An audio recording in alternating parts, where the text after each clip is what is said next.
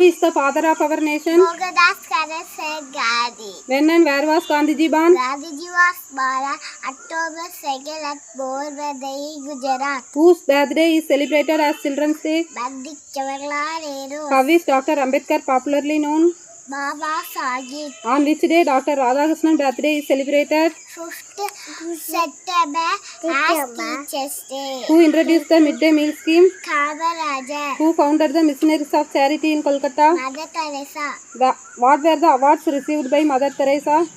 Bharata Ratna and Nobel Prize. Where was Subramania Bharatiyar born? Yettayapuram. How was Subhash Chandra Bose popularly called? Nejaji. Where is Vivekananda Temple situated in India?